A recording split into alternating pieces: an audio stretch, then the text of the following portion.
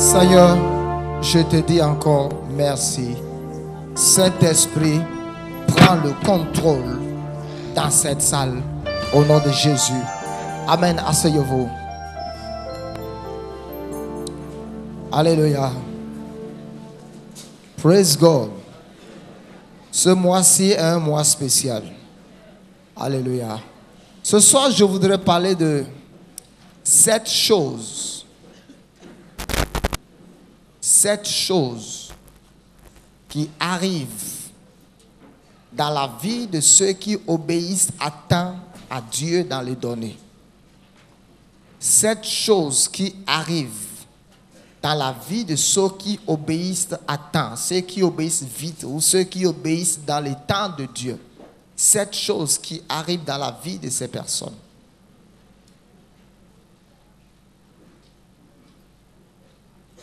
Amen. Praise God. 7 choses qui arrivent. Je voudrais qu'on ouvre rapidement qu'on ouvre la Bible dans le livre de Genèse au chapitre 22.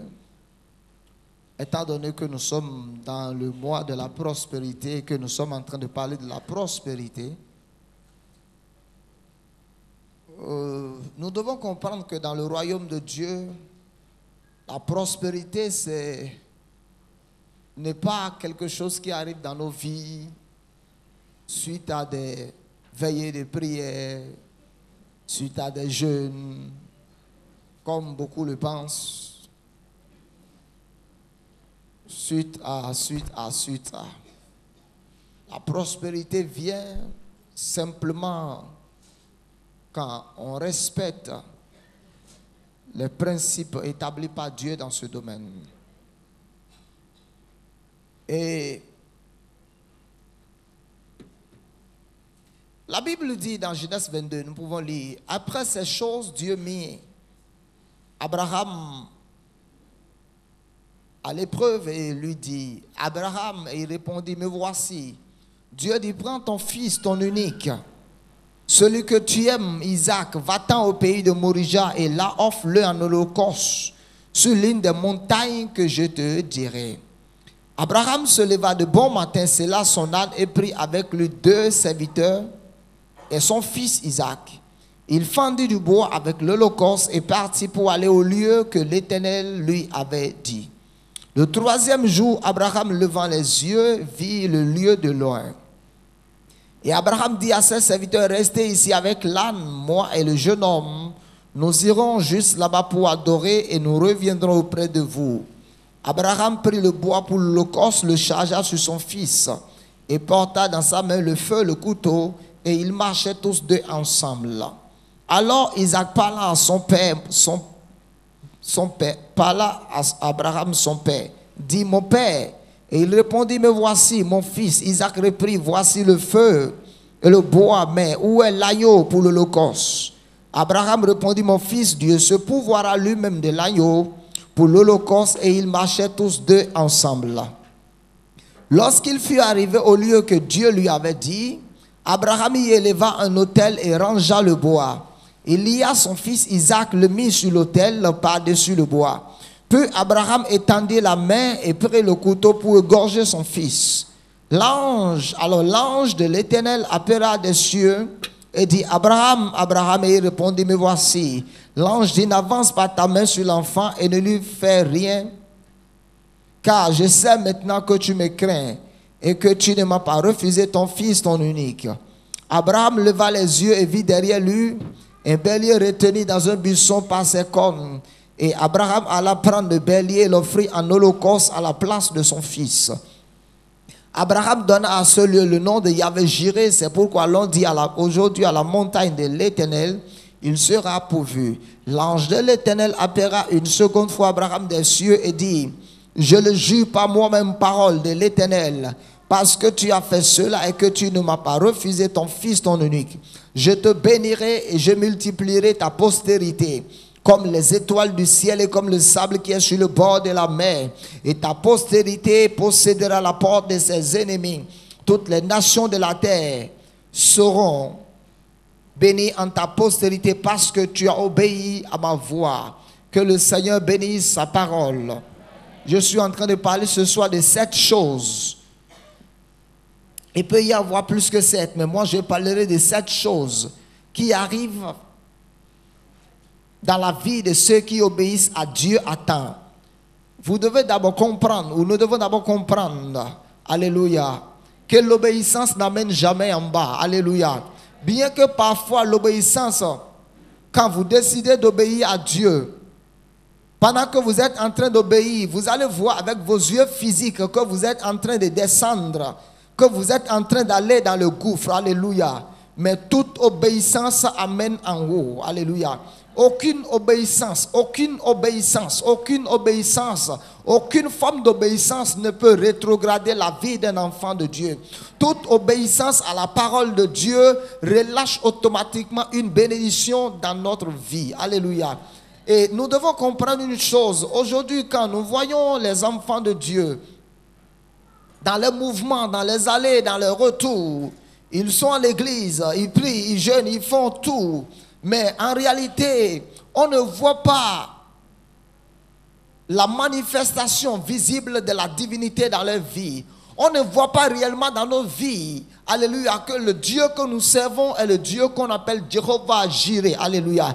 Le Dieu qui existe par lui-même, qui n'a jamais eu besoin de quelqu'un, alléluia, pour faire quoi que ce soit. Alléluia. Il dit, alléluia, tout est possible à celui qui croit en celui à qui rien n'est impossible. Il dit aux hommes, cela est impossible, mais à Dieu tout est possible. Ce qui veut dire qu'il est le Dieu de toute possibilité et de toute capacité.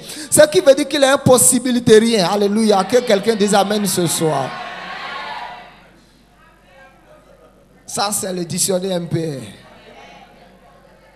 Praise God. Mais tandis que Dieu dit, à l'Éternel appartient le ciel et la terre, le monde et tout ce qui renferme. Il dit, si j'avais faim, je ne te demanderais pas à manger. Il dit, les animaux de la forêt m'appartiennent. Alléluia. Il dit, ces animaux m'appartiennent par milliers, par 10 000 milliers. Alléluia. Alors, pour entrer dans la plénitude de la bénédiction, il y a certaines traditions, alléluia. Il y a certaines traditions que nous devons accepter, que la parole de Dieu puisse détruire de nos têtes, alléluia. Parce que beaucoup d'entre nous, nous sommes à l'église, mais nous sommes à l'église de façon religieuse et de façon traditionnelle, alléluia. Et nous avons une compréhension erronée, mathématique ou mathématicalement des Écritures, alléluia. Oh my God, my God, my God, my God, my God. Écoute-moi, ce qui arrive dans ta vie, le résultat que tu as ou l'absence de résultat dans ta vie dépend seulement de la manière dont tu entends la parole de Dieu, de la manière dont tu comprends. Alléluia. Parce que ma Bible me dit que la foi vient de ce qu'on entend, de ce qu'on entend la parole de Dieu. Alors la compréhension vient de ce que tu entends. Tu peux entendre et ne pas comprendre. Pendant que je prêche maintenant, alléluia, vous n'aurez pas les mêmes compréhensions. L'autre peut décider de comprendre de la sorte. L'autre peut décider de comprendre de la sorte. Alléluia. Mais celui qui a un cœur humble, ma Bible dit que la révélation de ta parole est claire et donne de l'intelligence aux simples. Alléluia. Écoute-moi, tout dépend de notre manière de comprendre et d'entendre la parole de Dieu. Lisons Marc au chapitre 4. Il y a quelque chose là. Marc au chapitre 4, le verset 24. S'il vous plaît, est-ce que je peux avoir ma Bible Amplify et King James? Ma Bible Amplify et King James. Il faut aussi faire comme moi. Va acheter une Bible Amplify et King James. Les vrais étudiants ont beaucoup de documents. Praise God. C'est les collégiens qui ont peu de documents. Marc 4, le verset 24.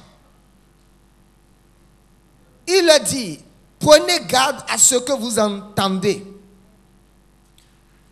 Maintenant, regardez, il dit, prenez garde à ce que vous entendez. Il dit, on vous mesurera avec la mesure dont vous vous serez servi, on y ajoutera pour vous. Quand nous prenons la construction de cette phrase, quand nous voyons la première partie de la phrase et la deuxième partie, c'est comme si C'est comme on a dit qu'il n'y a pas de rapport entre la première partie de la phrase et la deuxième partie. Il dit prenez garde à ce que vous entendez. Et il dit maintenant on va te mesurer avec la mesure dont tu t'es servi. Qu'est-ce que cela veut dire? Prends garde à ce que tu écoutes. Alléluia. Mais laisse-moi te dire ça d'Amplify. Si je savais que l'anglais devrait être utile dans ma vie, je n'allais pas détester les cours d'anglais. My God, my God. Quand le professeur Folal Fatumbi dit venir au cours avec des miroirs, j'ai dit, je n'avais jamais vu ça. Comment un miroir pour apprendre encore? Si je savais que l'anglais allait être utile pour moi aujourd'hui, je n'allais pas mépriser l'anglais hier. Beaucoup d'entre nous, il y a des choses que nous avons méprisées hier, tandis qu'aujourd'hui, ces choses seront utiles pour nous. Je prie pour toi, alléluia, que tu ne méprises pas les choses qui seront utiles pour toi dans ta destinée. Ok. Laissez-moi vous lire Marc 4, verset 24.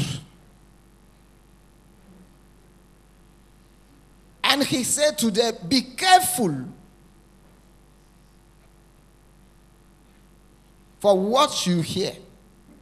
The measure of thought and study you give to the truth you hear will be measure of virtue and knowledge that come back to you, and more will be given to you. Alléluia. Laisse-moi vous expliquer. Il dit, fais attention à ce que tu écoutes. Il dit, la mesure de pensée et d'étude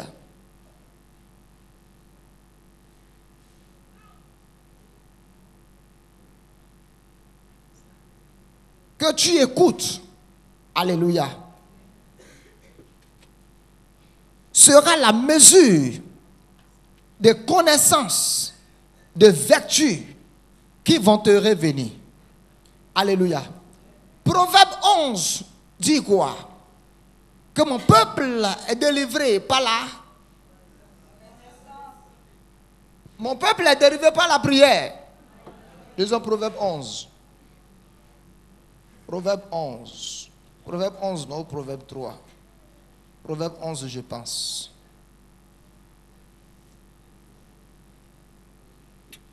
Proverbe 11, verset...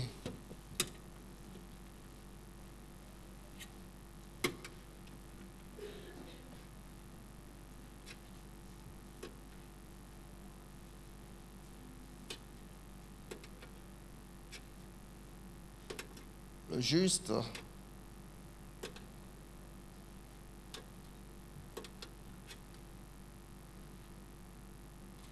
Proverbe 11 vient.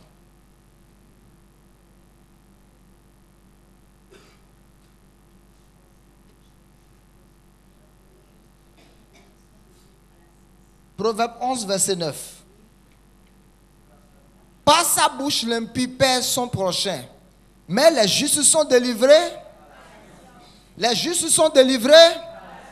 Ce qui veut dire que si tu viens délivrer ce mois-ci de la pauvreté, de manquement, de l'insuffisance, you don't need prayer.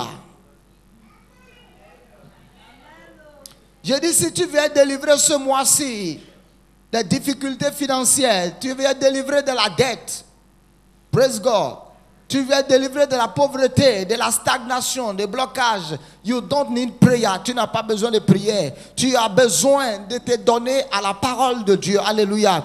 Il dit, fais attention à ce que tu entends. Et Dieu va te mesurer avec la mesure dont toi-même tu te sais. Ce qui veut dire,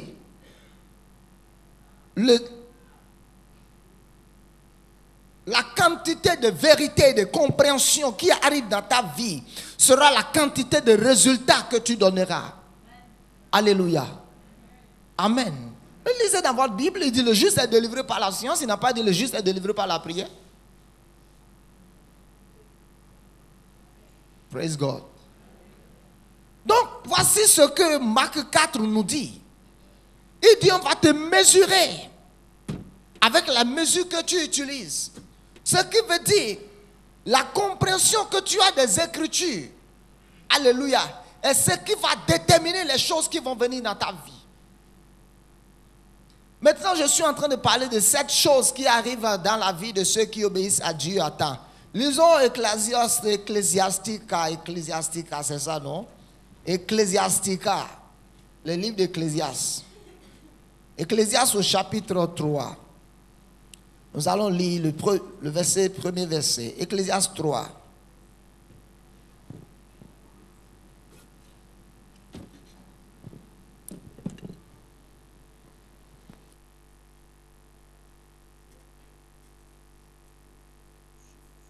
Il y a un temps pour tout. Dis, il y a un temps pour tout. Un temps pour toutes choses sous les cieux.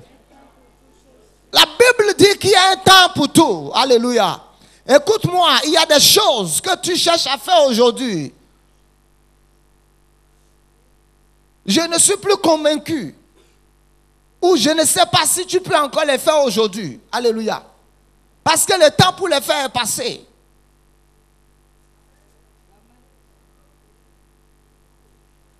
Ma Bible dit il y a un temps pour tout. Praise God. Il y a un temps pour tout sous le soleil. Mais je crois en la miséricorde de Dieu, qu'il est le Dieu qui domine le temps, les circonstances. Il peut ramener le temps en arrière, il peut prolonger le temps devant. Ya. Mais ma Bible dit il y a un temps pour toutes choses. Et si tu ne fais pas ce que tu dois faire selon le temps de Dieu, cela peut amener la frustration dans ta vie.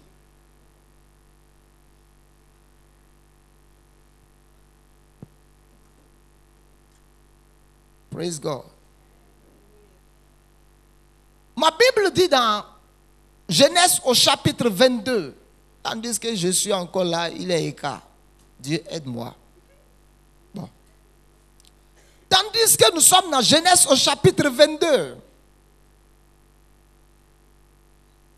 Toujours le même livre d'Ecclésiaste nous dit que Dieu fait toutes choses belles en son. Il fait toutes choses belles en son. Il fait toutes choses bonnes en son. Je te dis, Dieu fera quelque chose de glorieux dans ta vie ce temps-ci. Quand vous lisez le livre de Chroniques, la Bible dit que les enfants Issachar savaient ce que Israël devrait faire. Ce qui veut dire que les fils d'Issachar, leur ministère, c'était de pouvoir se connecter à la pensée de Dieu et dire au peuple, ce que vous êtes supposé faire maintenant, c'est ça. Alléluia. Et je suis en train de t'annoncer ce que tu dois faire ces temps-ci. Alléluia.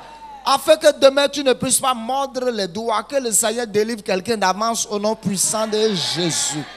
Ma Bible dit dans Genèse au chapitre 22, Dieu a visité un vieillard, un père de la foi. Après qu'il ait marché avec Dieu pendant 24 ans, 25 ans, pendant qu'il ait marché avec Dieu pendant plus de 30 ans, alléluia, Dieu l'a visité un jour. Et ce qu'Abraham avait de plus cher, ce qui avait de la valeur pour lui, plus que tout ce qu'il avait, la seule chose qui comptait pour lui, la seule chose pour laquelle il a marché avec Dieu toutes ces années, qui était Isaac. Un matin, Dieu se lève, Dieu dit Isaac. Dieu se lève, Dieu dit Abraham, donne-moi Isaac ton fils, celui que tu aimes bien. Dis celui que tu aimes bien. La première chose que nous devons savoir, selon la compréhension biblique que j'ai de la parole de Dieu, à tout moment où Dieu vient te demander quelque chose, alléluia, Dieu ne viendra pas te demander ce que tu as mis de côté, alléluia, qui n'est pas agréable, qui n'est pas bon, ce qui est de deuxième, de troisième qualité. Dieu te demandera ce qui est meilleur, ce qui est de première qualité. Ce qui fait bouger ton cœur, les choses pour lesquelles tu es prêt à mourir, les choses pour lesquelles tu es prêt à te séparer des gens, les choses pour lesquelles tu dis je ne connais pas mon Père à cause de ça. C'est les choses que Dieu viendra te demander de lui donner en sacrifice. Écoute-moi. Certains d'entre vous ici, avant réellement que vous ne puissiez rentrer dans votre destinée glorieuse. Alléluia. Je suis convaincu que Dieu viendra te dire, cet homme méchant avec lequel tu marches, qui a un panier qui n'est pas encore né de nouveau. Cet homme qui est l'espoir de toute ta vie, l'espoir pour que tu puisses avoir ta licence, ton doctorat, ton master, où tu penses qu'il est celui que Dieu a mis sur ton chemin pour te pousser jusqu'à ce que tu ailles sur le sommet. Dieu viendra dire à quelqu'un, tu dois nécessairement te détacher de cet homme. Parce que moi-même, je veux être derrière toi. Je veux être l'auteur de tes études. Alléluia. Il dit, demain, quand tu regarderas ta licence, ton master, tu diras, Dieu a pourvu.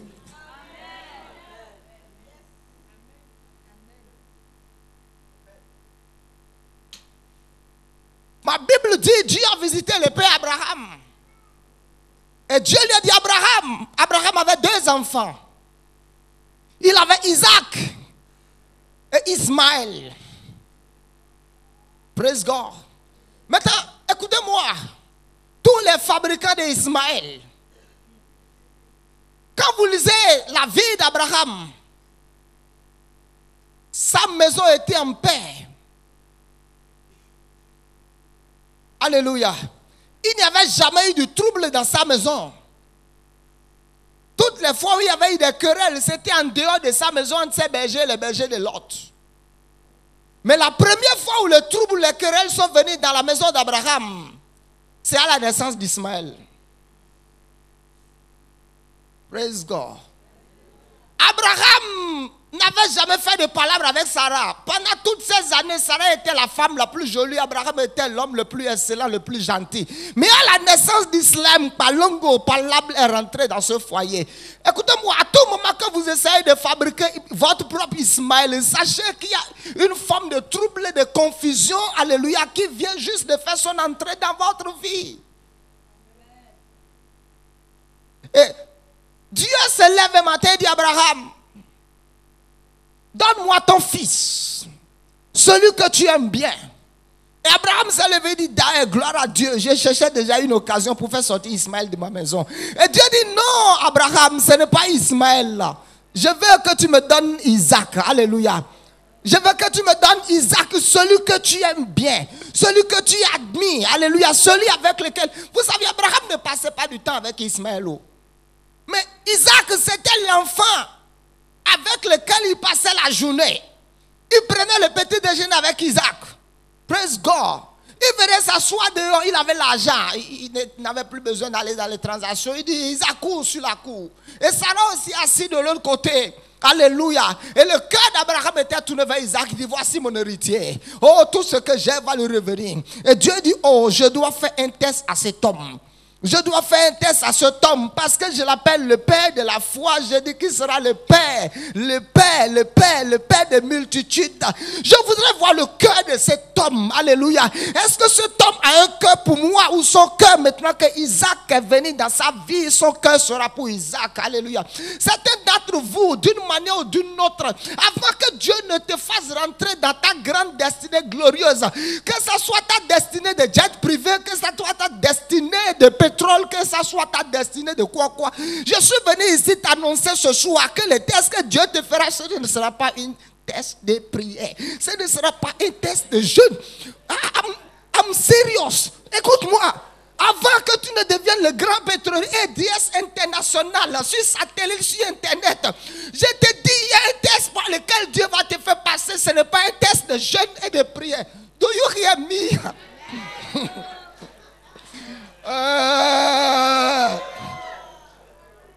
Alléluia. Écoutez, enfants de Dieu, je suis venu ce soir casser les raisonnements, les théologies. Alléluia. Parce que Dieu m'a envoyé pour vous emmener quelque part. Alléluia. Tu es en train de m'entendre?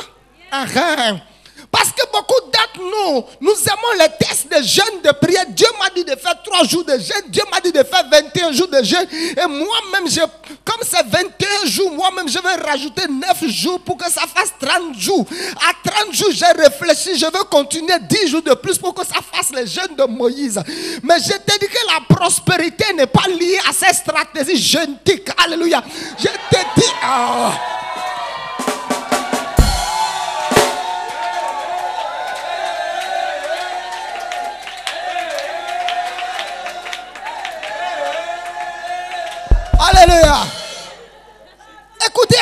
de Dieu. La prospérité dont je parle, cela dépend de là où tu veux aller avec Dieu. Amen. Avant que ce que je dis ne trouve sa manifestation dans sa vie, praise God, il y a un test par lequel Dieu va te parler, par lequel Dieu va te faire passer. Et si tu es ce soir, tu aspires à la prospérité biblique, tu désires devenir grand sur la terre, tu désires contrôler l'argent, alléluia, tu désires contrôler la richesse, la fortune, alléluia, tu désires devenir une source de bénédiction, un carrefour de... Ah, je vois quelqu'un qui est sur le point de devenir un carrefour de bénédiction.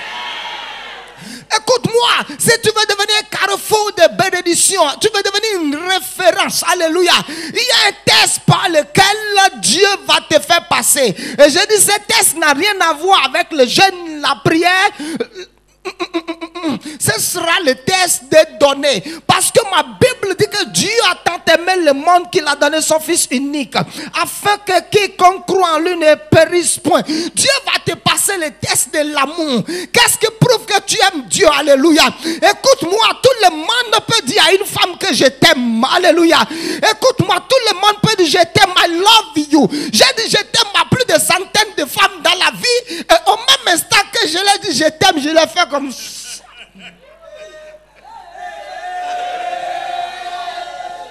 Tout le monde peut dire je t'aime à une femme. N'importe quelle femme peut dire à un homme tu me manques, tu ne m'as pas appelé depuis le matin. Mais ma Bible me dit que l'amour n'a rien à voir avec le verbe. L'amour a à voir avec le cœur et les actes. Parce que ma Bible dit que la foi sans les actes est une foi morte. Pendant longtemps tu viens dire I worship you Jesus, I love you my God. Et Dieu dit je n'ai aucune preuve que tu m'aimes. Ton amour c'est du faux. Toi tu veux me dire que tu es une femme, tu es follement amoureux, tu veux l'épouser. Jusqu'à ce jour, tu ne lui as pas acheté une seule robe de soirée. Hey, tu te dis,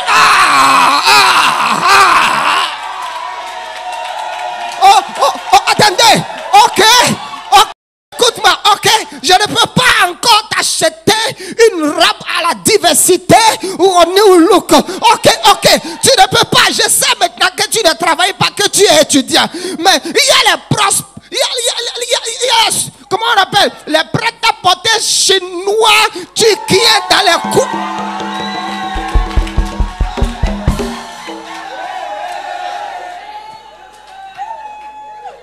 Pour le moment, tu ne peux pas m'amener à New Look. Alléluia. Ok, amène-moi dans le prêt-à-porter à côté. Là-bas, ce n'est pas cher. Alléluia. Là-bas, tu peux le faire avec ton argent de poche. Là-bas, tu peux le faire avec l'argent de job. L'argent avec lequel tu fais maître d'études ou quoi. Tu peux le faire avec ça. Écoute-moi. L'amour, ce n'est pas que le verbe. L'amour, ce n'est pas que la parole. L'amour, c'est des actes.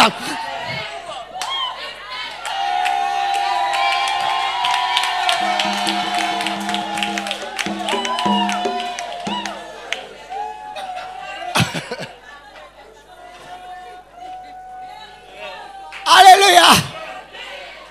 Écoutez, beaucoup d'autres nous venons, nous tenons debout dans l'église.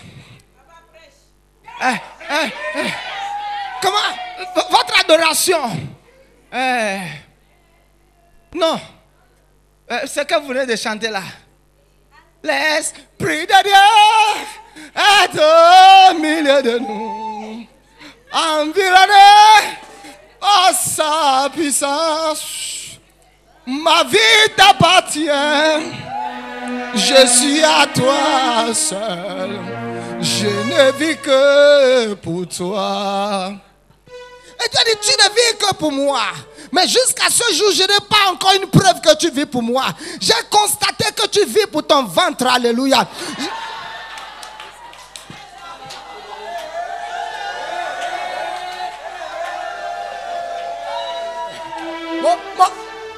Mon message.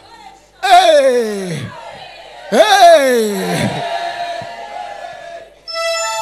Dieu dit non, tu ne vis pas pour moi. J'ai seulement constaté que tu vis pour ta maison. Alléluia. Il dit ton rêve verset. Comment construire une maison dans l'autre quartier de l'autre côté? Comment acheter une nouvelle maison de l'autre côté? Alléluia. Il dit, tu ne vis que pour toi-même. Tu ne penses qu'à toi. Tu ne penses qu'à ce que tu vas faire laisser à tes enfants. Tu ne penses pas à mon royaume. Ma Bible dit, cherchez premièrement le royaume et la justice. Et tout ce qui reste vous sera donné.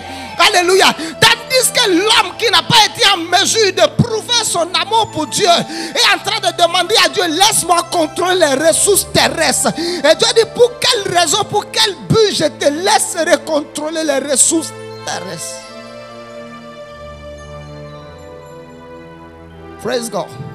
Alors Dieu a décidé de faire ce test au père Abraham. Il dit, Abraham, donne-moi Isaac, celui que tu aimes bien. Et la Bible dit, Dieu lui a parlé la nuit. Et le lendemain matin, à la première heure, comment Abraham ne sera pas béni? Dieu lui a dit, sors de ta maison. La Bible dit, il est sorti, il est parti. Écoutez-moi, l'obéissance n'a rien à voir avec le raisonnement. Et la foi n'a rien à voir avec la théologie ou le raisonnement. La foi, c'est l'obéissance à la parole de Dieu. Vous ne pouvez pas dire que vous êtes un homme de foi si vous n'obéissez pas à la voix ou à la parole de Dieu. On vous appellera homme de foi quand vous êtes en train d'obéir à la voix de Dieu. La Bible dit, Abraham s'est levé le lendemain matin. Il dit, hey, Isaac, allons adorer Dieu. Dis à ton voisin, allons adorer. Tel que la plupart des églises, souvent nous disons mercredi, c'est le jour de l'enseignement. Vendredi, c'est le jour de veillée. Samedi, c'est le jour de... Dimanche matin, c'est le jour de l'adoration. Abraham a dit à son fils, allons adorer l'Éternel.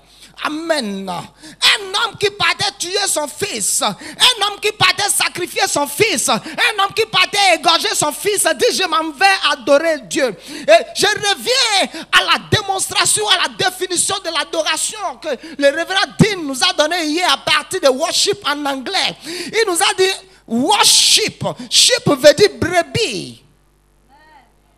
Alléluia. Et l'autre veut dire quelque chose qui a de la valeur. Ce qui veut dire votre adoration n'aura pas de valeur devant Dieu si vous n'apportez pas à Dieu quelque chose qui n'a pas de valeur. C'est la définition de worship. Parce que dans worship, il y a sheep qui veut dire brebis, walk qui veut dire quelque chose qui a de la valeur. Donc, l'adoration, c'est la composition de deux mots. C'est la composition de deux mots. Composition de quoi et quoi? C'est la composition de brebis chair. Praise God. C'est la composition de brebis chair. Ce qui veut dire notre adoration devient complète quand nous sommes à mesure d'offrir à Dieu quelque chose qui nous est cher, quelque chose qui nous coûte, quelque chose, alléluia. Tandis que nous sommes en train de nous séparer de cette chose. La Bible dit celui qui porte sa semence en marchant souffre, alléluia. Mais quand la moisson revient, il est là avec des actions de grâce. Abraham s'est levé et a pris Isaac vers la voie, vers le chemin de l'obéissance. Écoutez, quand vous obéissez à Dieu à temps, promptement, pas demain, pas après-demain, pas demain, parce que tout compte fait, Dieu ne demandera jamais à quelqu'un quelque chose que tu n'as pas. La plupart du temps, nous disons, Dieu m'a dit de faire ça, mais, pasteur, tu sais, tu veux me dire que Dieu a menti, que Dieu qui t'a dit de faire ça, a vu que tu n'es pas encore capable de le faire.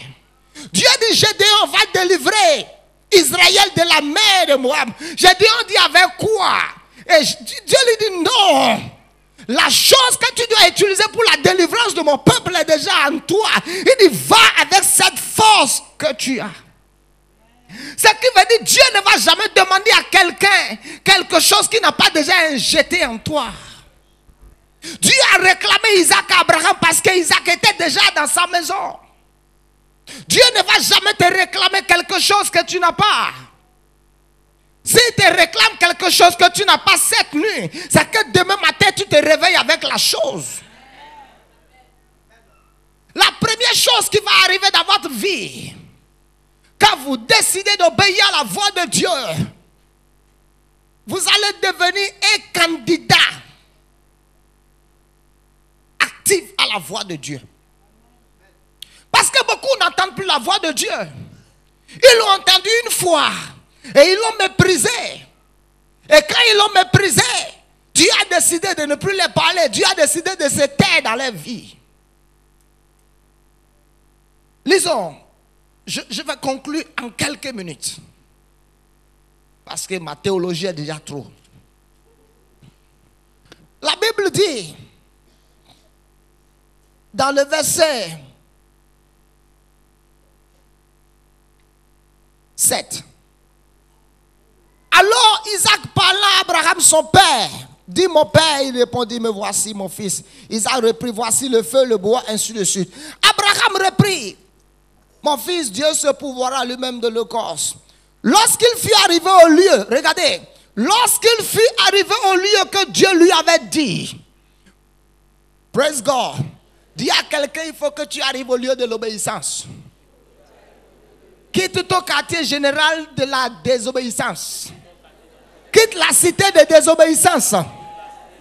Quitte la cité de procrastination. Vous voyez, il y a certaines personnes qui habitent la cité de procrastination. Vous savez ce que cela veut dire? Ils ont construit les maisons dans un quartier. Dans ce quartier, tout ce qu'on doit faire, tout le monde rejette à demain. Le mois prochain, la semaine prochaine, à la date 5 prochaine, c'est la première chose que je ferai, Seigneur. À la prochaine opportunité, tu dois quitter le quartier général de la désobéissance et venir dans le quartier général de l'obéissance. La Bible dit, lorsqu'il fut arrivé au lieu, il y a un lieu précis que tu vas entendre la voix de Dieu sur ta destinée maritale, sur ta destinée glorieuse, sur tes affaires. Il y a un lieu où Dieu te donnait la précision sur tout ce qui va arriver dans ta vie. Ce n'est qu'au lieu de l'obéissance. Quand Abraham est venu au lieu de l'obéissance, la Bible dit, l'Éternel lui parla. Maintenant, quand il a pris l'enfant, il a quitté chez lui, il n'a pas entendu la voix de Dieu. Premier jour, deuxième jour, troisième jour. C'est quand il est arrivé au lieu. Parce que l'Éternel l'attendait déjà quelque part. Dis à ton voisin, Dieu t'attend quelque part. Dieu t'attend quelque part. Au lieu de l'obéissance. Quand tu vas décider de quitter la désobéissance pour rentrer dans l'obéissance, entendre la voix de Dieu ne sera plus difficile. Quand tu vas décider de quitter le raisonnement, alléluia, et rentrer dans l'obéissance à la foi, à la voix de Dieu, écoute-moi, toutes tes inquiétudes vont s'évaporer, toutes les questions difficiles qui sont dans ton cœur vont se dissoudre et tu auras des réponses. Oh, merci. Lorsqu'il fut arrivé au lieu que Dieu lui avait dit, Abraham y éleva un autel arrangeant le bois. Lisons le verset 11. Alors l'ange de l'Éternel appela des cieux et dit, Abraham, Abraham, et il répondit, me voici. Autrement dit, quand vous arrivez au lieu de l'obéissance, vous ne l'étiez plus pour entendre la voix de Dieu. Entendre la voix de Dieu devient comme de la manière dont tu entends la voix de ton conjoint ou de ta conjointe, de la manière dont tu entends la voix de tes enfants. Alléluia. Il dit, Abraham, Abraham, et il dit, me voici, je suis déjà au lieu que tu m'as dit de venir. La première chose qui va arriver dans votre vie, écoutez-moi, quand vous décidez d'obéir à Dieu, parce que l'absence de la voix de Dieu va laisser la confusion dans votre vie. Quand vous êtes un enfant de Dieu et vous n'entendez plus la voix de Dieu, vous êtes sans direction. Vous serez sans révélation. Et un peuple sans direction et sans révélation est déjà un peuple perdu.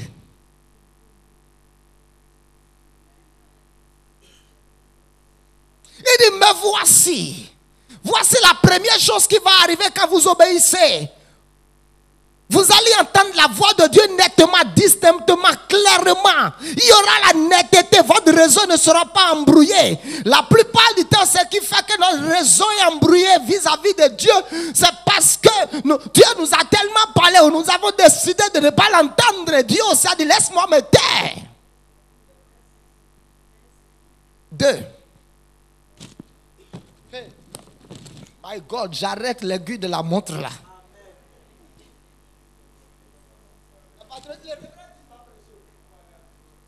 Choc. Tout compte fait, tout compte fait. Si tu quittes ici, tu n'es pas pris en moi, tu vas où? Tu vas dormir. Non?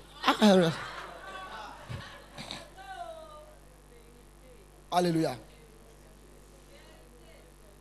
2, lisons le verset 13. Lisons le verset 12 d'abord. L'ange lui dit, n'avance pas ta main sur l'enfant et ne lui fais rien, car je sais maintenant que tu... Ok? Autrement dit, je sais maintenant que tu m'aimes. Je sais maintenant que tu me respectes. Je sais maintenant que tu m'honores. Je sais maintenant. Dieu dit, je sais quelque chose maintenant. Ce qui veut dire, quand tu seras de l'autre côté en train de dire, Seigneur, Seigneur, Seigneur, Dieu va dire, je ne connais rien. Ok, maintenant Dieu dit à Abraham, je sais maintenant. Tandis qu'il est le Dieu qui connaît tout. Amen, il connaît tout, il connaît tout. Mais c'est quand Abraham a obéi qu'il a dit, je sais. Écoute-moi. Tu dis, Dieu connaît mon cœur. Dieu dit, je connais ton cœur. Je connais ton cœur, mais il dit, matérialise ton cœur par tes actions. Prouve ton cœur par tes actions. Il dit, je sais maintenant que tu m'aimes. Et la deuxième chose qui va arriver, quand vous obéissez à la voix de Dieu promptement et à l'heure. Abraham leva les yeux, vit derrière lui un bélier retenu dans un buisson. La Bible dit, et toi viens ici. Regarde derrière là-bas, viens ici.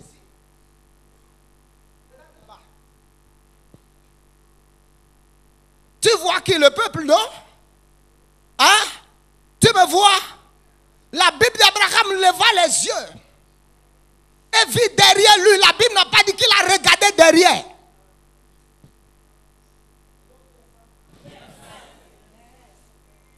Hein? Il vit derrière lui. Mais quelqu'un qui regarde devant ne peut pas voir derrière. Praise God. Il a eu la révélation du plan accompli de Dieu. Il a eu la révélation que ce qu'il cherchait déjà là. Il a vu quelque chose derrière lui. Qu'est-ce qu'il a vu? Le bélier que Dieu avait déjà pourvu. Quand vous obéissez à la voix de Dieu promptement dans le donner, la deuxième chose qui va arriver dans votre vie, vous aurez la révélation de la provision divine. Vous aurez la révélation de l'abondance. Alléluia. Vous savez, pour beaucoup d'enfants de Dieu, quand nous parlons de la provision de l'abondance, c'est un mystère pour eux. C'est une chose difficile et compliquée. Alléluia. Ils ne connaissent pas le chemin. Ils récitent l'Éternel est mon berger, je ne manquerai de rien, tandis qu'ils manquent de tout. Tous les jours, tu récites l'Éternel est mon berger, tu manques de la joie. Tous les jours, tu dis l'Éternel est mon berger, je ne manquerai de rien, tu n'as pas la santé divine. Tous les jours, tu dis l'Éternel est mon berger, je ne manquerai de rien, tu manques de sommeil.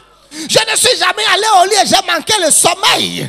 Vous savez, chaque fois que je suis allé au lit et je n'ai pas pu dormir, je suis allé à gauche et à droite. C'est toutes les fois que je suis en train de désobéir par rapport à quelque chose concernant Dieu que je manque le sommeil. Et j'essaie de tout faire mon cœur. Je tourne à gauche, je ne dors pas. Je tourne à droite, je ne dors pas. Je fais comme ça, je ne dors pas. Et je dis, Seigneur, praise God. Je parle moi. Donc, quand vous obéissez à Dieu promptement, vous aurez la révélation. Beaucoup d'entre vous ici, il y a des choses pour lesquelles vous êtes en train de prier, de jeûner, de gémir. Écoutez, ces choses ne viendront plus à l'existence. Ces choses existent déjà. J'ai dit ces choses ne viendront plus à l'existence. Ces choses existent déjà. Et tu as seulement besoin que Dieu ouvre les yeux pour que tu puisses voir.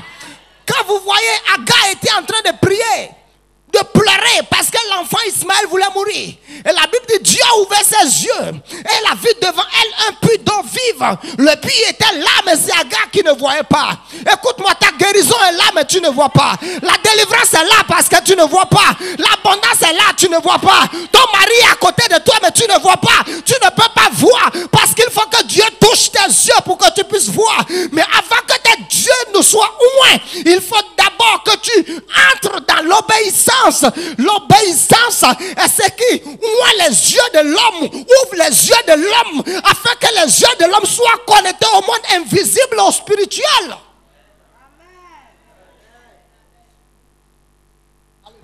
Abraham vit. Maintenant, la troisième chose, la Bible dit que les béliers étaient retenus par les cornes. Est-ce que vous connaissez les gros moutons des musulmans? Praise God. Vous savez, ces moutons ont souvent déchiré le bas-ventre de certaines personnes. Abraham était âgé. Il ne pouvait pas aller attraper un bélier. Mais Dieu a tenu le bélier par les cornes. Beaucoup d'entre vous ici, vous avez eu des bénédictions que vous ne pouvez pas jouir. Parce que les cornes de ces bénédictions sont en l'air. Let me help you.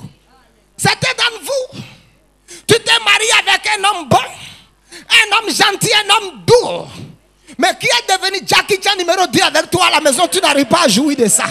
Les cornes de cet homme sont encore en l'air. Alléluia. Laisse Dieu prendre une chaîne et une corde, lier ses cornes. Quand Dieu va lier ses cornes, Dieu mettra la corde de la corde en tes mains. La Bible dit que les béliers étaient retenus par les cornes. Ce qui veut dire que les béliers étaient impuissants, sans force. Parce que la force des béliers se trouve dans les cornes. Écoutez, beaucoup d'entre nous avons eu des bénédictions. Nous avons eu des opportunités. Et nous n'avons pas pu jouir. Il y avait trop de combats autour de ces bénédictions. Trop de guerres autour de ces bénédictions. Trop de problèmes autour de ces bénédictions. Ah, qu'est-ce qui doit se passer? Tu dois dire, il faut que les cornes de ces bénédictions soient neutralisé.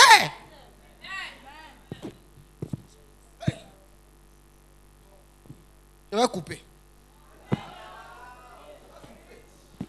Il faut intercéder pour moi. Il faut intercéder pour moi. Il faut intercéder pour que tu ne m'intimides pas. Alléluia. La troisième chose qui va arriver,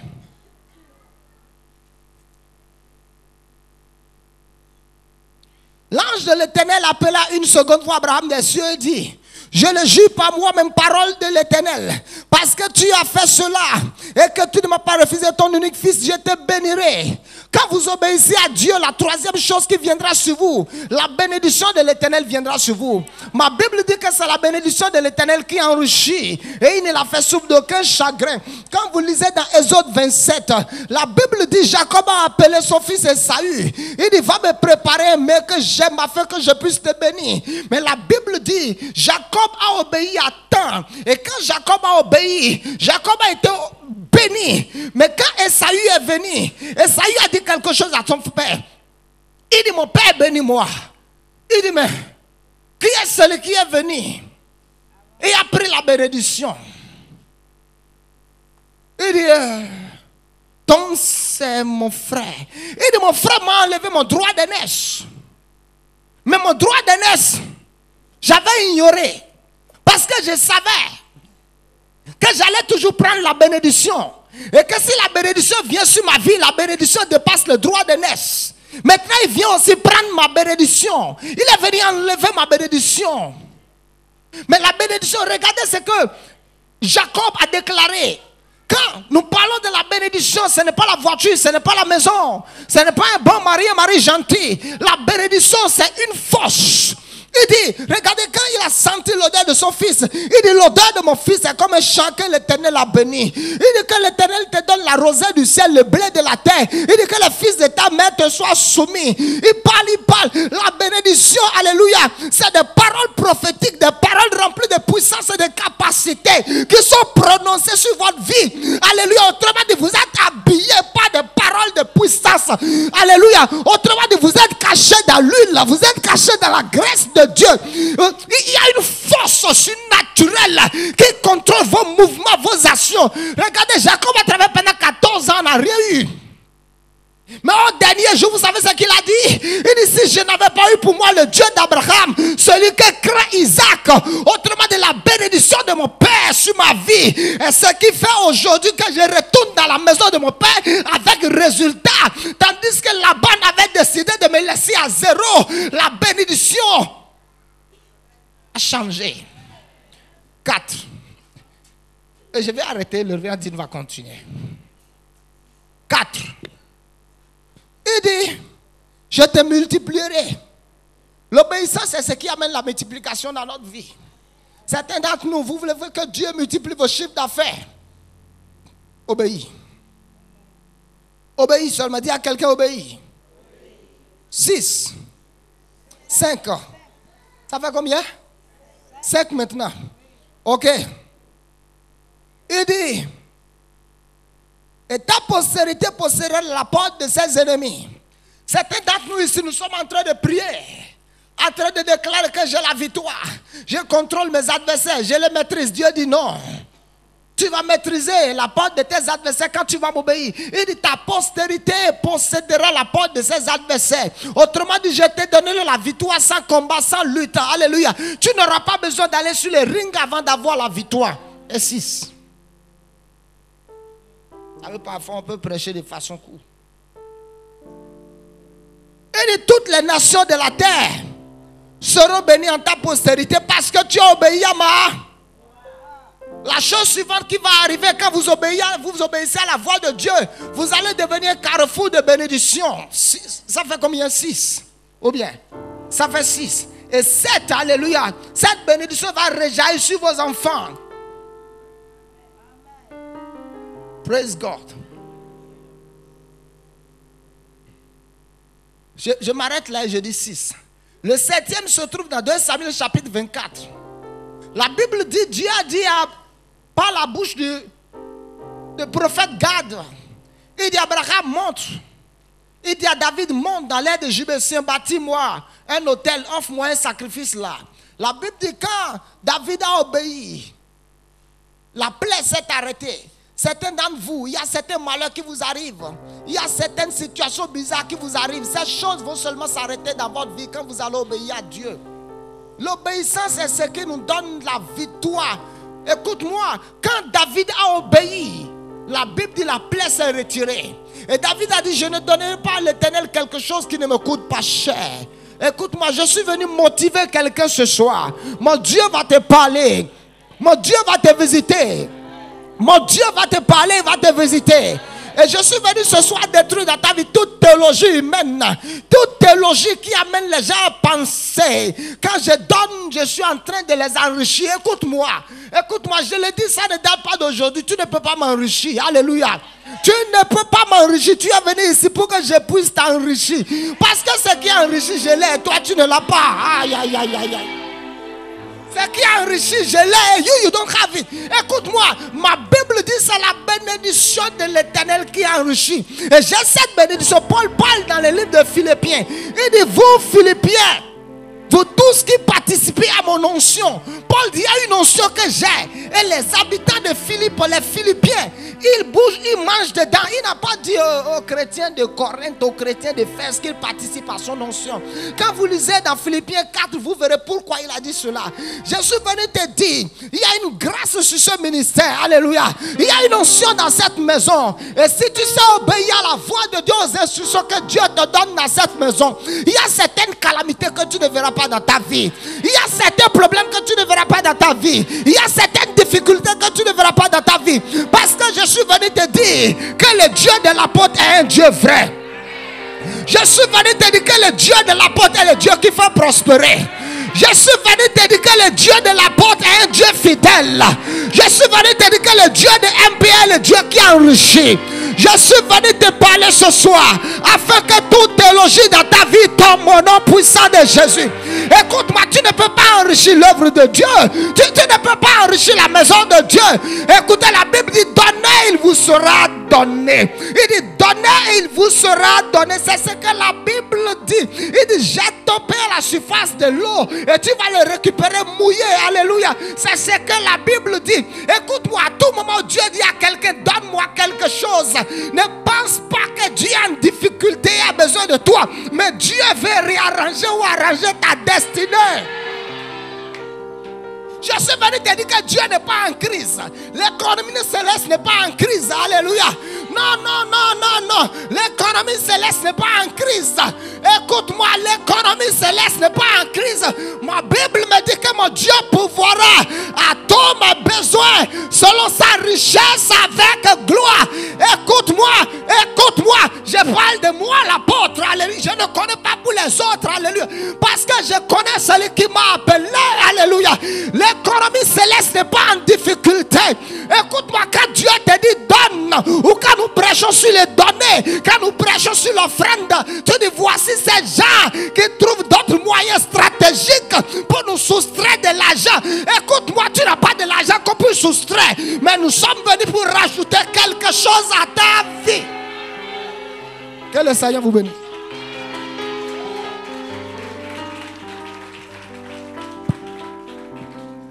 Alléluia. Et la Bible est vraie. Amen. N'ayez pas cette mentalité. C'est la mentalité de la pauvreté. Giva Nevalak. Giva Nevalak. Tenons-nous debout. Et nous allons recevoir l'homme de Dieu. Ne soyez pas pressés. Ce soir, c'est le carrefour de révélation. Écoutez, j'avais préparé tout notre message. Et pendant que je voulais sortir, Dieu dit j'ai dit quoi? Il y a certains messages que je prêche que je ne fouille pas la Bible. Je vois Dieu prendre tout le paquet comme il dit. Mange. Il a dit à Ézéchiel, mange le rouleau. Ézéchiel a mangé. Il a seulement pris tout. Il a tout fait. Il a fait pouf. Et c'est rentré à moi. C'est te dit que ce test-là, je n'ai pas fait une étude de 30 minutes. C'est ça la révélation. Où tu n'as pas besoin de lutter pour voir. Non. C'est venu du ciel. J'ai été parlé ce soir, oracle de l'Éternel. Et en train de mer. Regardez, Dieu ordonne à une veuve de nourrir Élie. Pourquoi pas à une femme riche dans la ville? Parce que Dieu voulait sauver cette veuve. Beaucoup d'entre nous, quand les opportunités de donner arrivent dans la maison de Dieu, je vous en supplie, ne pensez pas que Dieu ou les hommes de Dieu veulent vous prendre. Non, en tout cas dans cette maison, à tout moment où Dieu te dit de faire quelque chose, Dieu veut arranger quelque chose dans ta vie. Et si tu obéis, ça va te préserver. Si tu obéis, ça va te délivrer. Si tu obéis, ça va sécuriser ta vie. Si tu obéis, ça va te faire du bien. Écoutez, il y a des années passées, j'avais prêché un message. Et tout ce qui restait dans ma poche, c'était 5 000. Le seul 5 000 qui était dans ma maison, qui était dans les sacs de fesses de tout le monde. Et j'ai mis les 5 000 dans le panier. Et je suis parti. Tout compte fait, on n'est pas mort. Le lendemain, je suis allé chercher la First Lady. Écoutez-moi, pourquoi c'était malheur arrivé aux chrétiens. Je suis allé chercher la First Lady. Et pendant que je démarrais ma vieille Mercedes que d'autres connaissent, la Mercedes refusait de prendre. Et j'ai dit, First Lady, démarre. Parce qu'en ce moment, je n'avais pas honte d'ouvrir le capot à n'importe quel endroit. Oh, la vie de l'homme de Dieu. J'ai ouvert le capot. Vous savez, c'était une voiture qui avait de doseurs. Que j'avais enlevé de doseurs, j'ai placé des carburateurs. Le carburateur était percé quelque part. Et l'essence coulait. Et une bougie avait pété. Donc quand on démarrait le véhicule, l'essence coulait directement dans le trou de la bougie. Je voyais le feu qui rentrait dans l'essence rentrait dans le feu. Et maintenant j'ai dit arrête. Maintenant j'ai fait sapeur-pompier. J'ai dit arrête. Et j'entends la voix de Dieu. Dieu me dit, si tu ne m'avais pas obéi, j'ai dit obéir sur quoi? Il dit, les 5 000 que tu avais donné à sauver ta voiture. Si tu n'avais pas obéi là, ta voiture allait brûler ici. Ils vont dire, la voiture du pasteur a brûlé, il ne voit pas bien. Vous voyez, quand ce genre de choses arrivent, on dit, comment c'est arrivé à un pasteur? Il n'a pas vu ça. Dieu ne l'a pas délivré, Dieu ne l'a pas préservé. Dieu l'a préservé, il a refusé la préservation. Dieu l'a délivré d'avance, il a refusé la délivrance. Et beaucoup de choses nous sont arrivées. Et nous sommes maintenant en train de gémir, en train de dire pourquoi. Dieu dit, tu as oublié. Tu as oublié quand je voulais te préserver et te délivrer. Étendez nos mains en haut. Dites, Seigneur, aie pitié de nous. Délivre-nous. Préserve-nous. Nous avons raté beaucoup d'opportunités. Mais Seigneur, je prie ce soir. Étant donné que tu es mon Père et tu veux mon bonheur, au nom de Jésus, que de nouvelles opportunités arrivent dans ma vie. Je maudis la rébellion, la têtudesse, les raisonnements dans ma vie. Au nom de Jésus, je reçois ce soir les ailes et l'impartation pour obéir promptement à la voix de Dieu. Au nom de eux, acclamez le Seigneur.